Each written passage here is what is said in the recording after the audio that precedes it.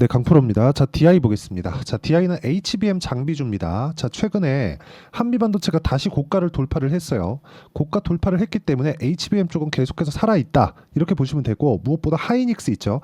22만 원. 22만 원입니다. 하이닉스가 1년 전에 7만 원대였어요. 그리고 적자 구간에 주가가 상승했다는 점. 자, 그건 하이닉스가 적자인데도 상승을 했다는 점. 이게 무슨 의미가 있을까요? 주가가 올라가는 부분은요. 기대감에 의해서 올라간다는 겁니다. 앞으로 흑자 전환이 될 것이라는 기대감, 그리고 그 흑자 전환에 강력한 모멘텀으로 작용을 했었던 HBM 관련된 내용, 새로운 모멘텀으로 인해서 기대감이 발생했고 지금 현재 실적은 그렇게 중요한 게 아니라는 겁니다. 이런 부분을 DI에 적용시켜서 보잖아요. HBM으로 연결되는 것이기 때문에 DI의 주가도 당연히 긍정적인 모습을 보일 수밖에 없죠. 여기 바닥부터 본다면요. 6,000원부터 시작해서 지금 2만 원까지 상승을 했습니다. 그런데도 불구하고 아직 주가가 꺾이지 않고 있어요. 자, 추가적으로 강세를 보일 텐데 얼마에 매수해야 되는지 그 내용에 대해서 이야기를 드릴 거고, 보유 기간은 어느 정도로 가지고 가야 되는지 그 내용에 대해서 제가 집중적으로 다뤄드리겠습니다. 일단 공감하시면 구독과 좋아요 눌러주시고요. 그리고 제가 계속해서 제가 매매하는 내용을 가지고 인증을 합니다. 자, 오늘 같은 경우에는 어떻게 제가 매매 진행이 됐는지 먼저 인증을 하고 갈게요. 자, 첫 번째 YC 같은 경우인데 오늘 미국에서 반도체 종목군들이 대거 강세를 보였습니다. 근데 여기 제가 시가 공략에 들어갔죠. 근데 고가 돌파 구간에 계속해서 공략을 했었다는 점이 중요하고요. 8% 정도 수익 구간, 그리고 쭉 보면 17% 정도의 수익 구간, 이 정도의 상황을 지속적으로 만들어 왔는데도 내가 판 것보다 더 올라가니까 다시 매수한다는 점이 중요합니다. 그리고 이 내용을 가지고 제가 구독자분들과 함께 여기 이렇게 10억 만들기 프로젝트를 진행하고 있습니다. 뭐 DI 같은 경우에도 제가 오늘 시가 매수가 됐고요. 원익 QNC, YC 이렇게 세 종목 진행이 됐는데, 뭐 최근에 매도한 종목군들을 보면 뭐 태성이나 이런 종목군들이에요.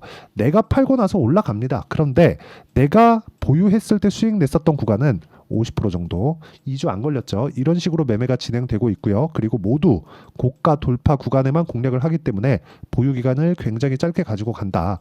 이 내용을 토대로 제가 10억 만들기 프로젝트를 진행하고 있고 마감이 얼마 안 남았으니까 여기 소통방으로 들어오시면 되고요. 구독과 좋아요 눌러주시면 입장 가능하고, 상단에 있는 전화번호로 구독 또는 소통이라고 문자 보내주시면 여기 소통방 입장 링크를 제가 무료로 공유를 해드리도록 하겠습니다. 자, 어떤 내용에 의해서 어떤 식으로 어떤 방식에 의해서 매매를 하는지 제가 다 보여드린 거예요. 그러면 이 내용을 가지고 정확하게 DI를 딱 보면 제가 왜 보는지 아실 겁니다. DI가 올라가는 상황이 나오려면 가격이 먼저 떴어야 된다는 거죠. 제가 매매를 했었던 구간은 여기입니다. 그쵸? 이쪽 뒤쪽에서도 매매를 하기는 했었는데 여기 말고는 이쪽에서는 안 했어요. 그쵸? 왜? 자, 여기가 뭐예요? 신고가죠. 쭉 떨어지죠. 그리고 여기서 반등 찍고 올라옵니다. 그럼 확인하고 매수하는 구간이 어디예요? 이쪽 구간이에요. 그쵸? 그리고 이쪽에는 저가부터 올라온 폭이 어느 정도 되죠? 한 30% 되겠죠? 한 30% 정도 바닥부터 올라왔으면 고가를 회복하는 데 있어서 매물 소화 과정이 필요합니다.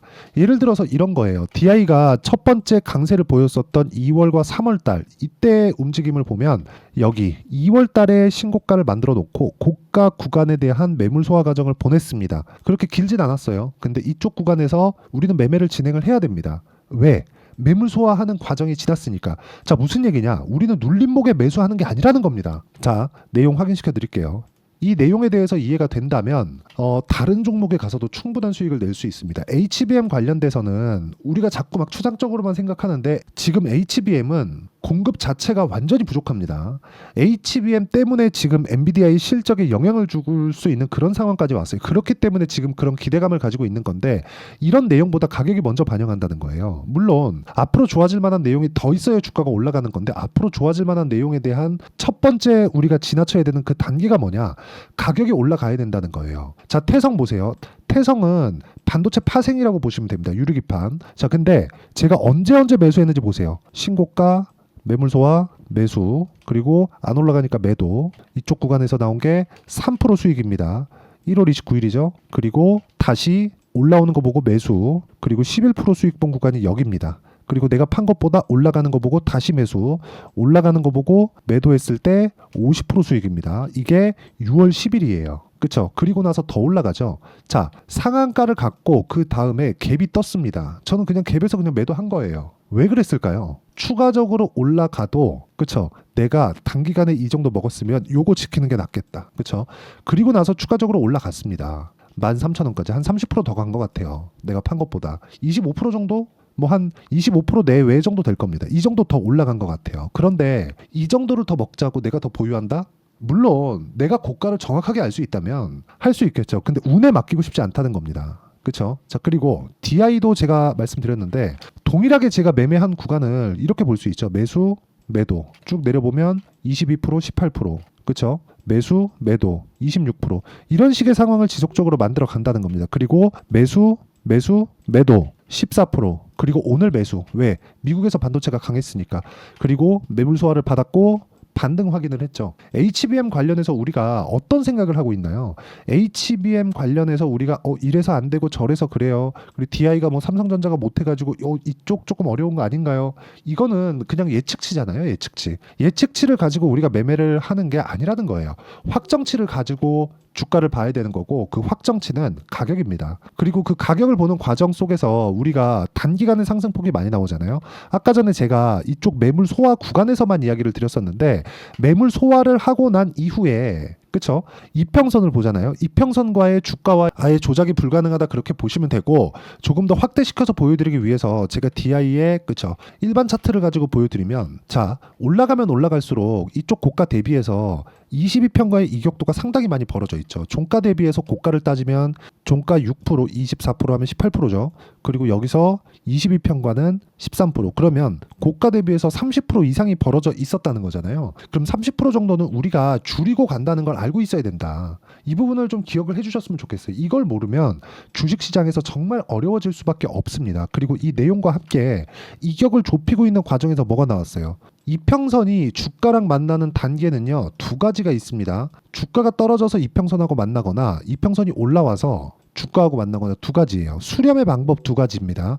근데 여기서 우리가 생각을 한번 해보자고요. 수렴하는 과정에서, 그쵸? 수렴하는 과정에서 뭐가 나왔습니까? 자, 그 전에 상승 나왔죠. 여기서도 상승 나왔죠. 60일 이평선은 계속해서 가는 거죠. 왜? 평균 가격대가, 저가가 계속해서 평균 가격에서 빠지잖아요. 시간이 지나면 지날수록. 그러면 주가가 빠지지 않고 이평선이 올라오면 주가가 횡보하는 과정에서 이평선과 주가의 이격도가 줄 수밖에 없고, 이 구간을 우리가 공략했을 때 적절한 구간에 공략할 수 있다. 근데 이것조차도 이격이 벌어졌을 때, 즉 내가 보는 건 이격이 좁히는 걸 보지만 매매하는 거는 이격이 벌어졌을 때 한다. 올라가는 걸 보고 매매하자. 요 내용이에요. 그러면 DI 관련해서 HBM 장비, DI 장비는 쓰레기예요. 여기는 안 써요. 삼성전자 안 돼서 안 돼요. 이런 얘기 할 필요가 없는 거예요. 주가가 이렇게 고가에서 버틴다는 건 무슨 이야기가 됩니까? 거래가 계속해서 들어오고 있다는 거예요. 그렇죠? 그럼 우린 돈을 믿는 거잖아요.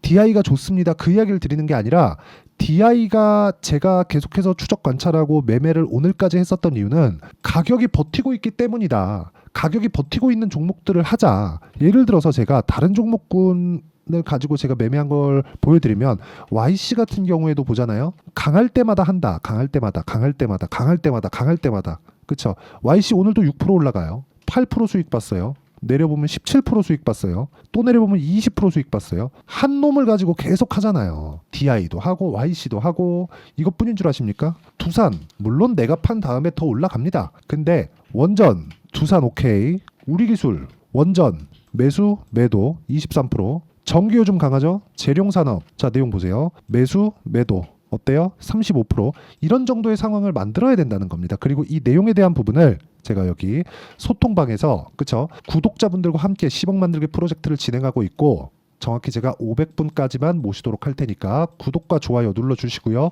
상단에 있는 전화번호로 구독 또는 소통이라고 문자 보내주시면 소통방 입장 링크를 순차적으로 공유를 해드리도록 하겠습니다.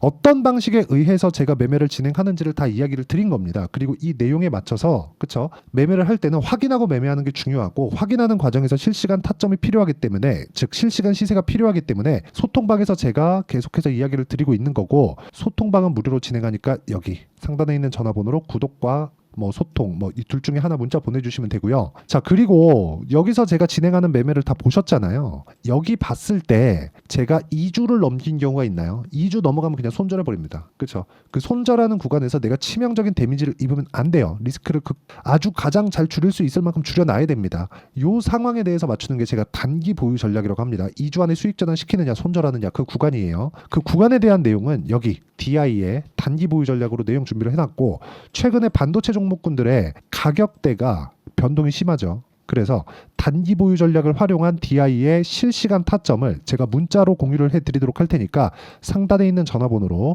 DI, 자 DI라고 문자 보내주시는 분들에 한해서만 제가 단기 보유 전략 그리고 실시간 타점을 문자로 공유를 해드리도록 하겠습니다. 다 무료로 진행하니까 문자 보내주시면 되고요. 내용 정리하면 그렇습니다. 하이닉스 강하다, 한미반도체 강하다, 엔비디아 강하다. 관련돼 있는 종목은 강할 수밖에 없다. 근데 확인하고 매매하자. 어떻게 내가 가격을 보는지가 중요합니다. 그 가격을 보는 방법에 대해서 어떤 식으로 판단해야 될지를 제가 다 이해를 시켜드리도록 할 테니까 영상 끝까지 시청하시고요. 모든 분들이 성공 투자하셨으면 참 좋겠습니다.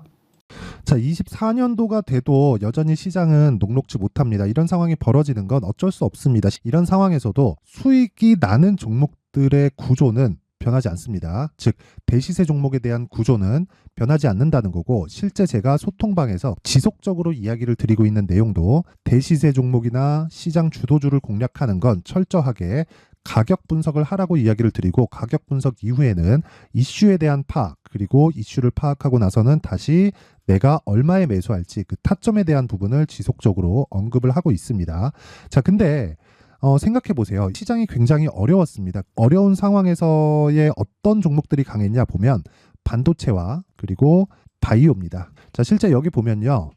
HLB에 제가 실제 매매한 내용을 띄워놓고 보여드리고 있는데, 1월 22일부터 매매를 시작해서 4일 동안 31%의 수익 마감이 됐고요. 그리고 여전히 신고가 종목입니다. 자, 그리고 그 다음 어보브 반도체, 이름을 보시다시피 반도체 종목이죠. 그리고 AI 반도체는 지속적으로 강세를 보이고 있습니다. 이 종목도 신고가를 먼저 달성한 이후에 제가 21%의 단기간에 21%의 큰 수익을 내고 마감이 됐습니다. 다시 재공략을 준비하고 있고, 이런 부분은 소통방에서 다 공유를 해드립니다. 자, 그리고 코세스, 자 코세스 같은 종목도 당연히 그쵸, 신고가 종목이고요. 그리고 반도체 종목입니다. 이 종목도 영업일 기준에서 이틀 동안 대략 한 15%의 수익 마감이 됐습니다.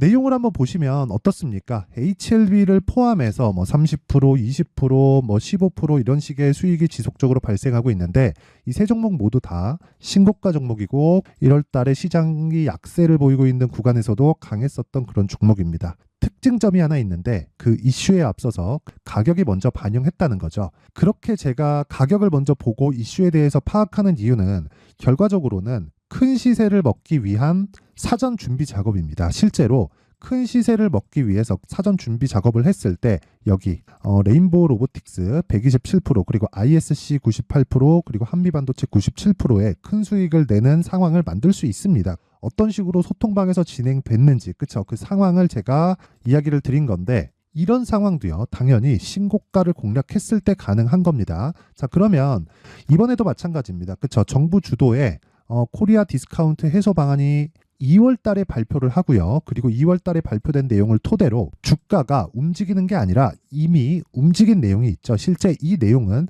크게 중요한 게 아니라는 겁니다.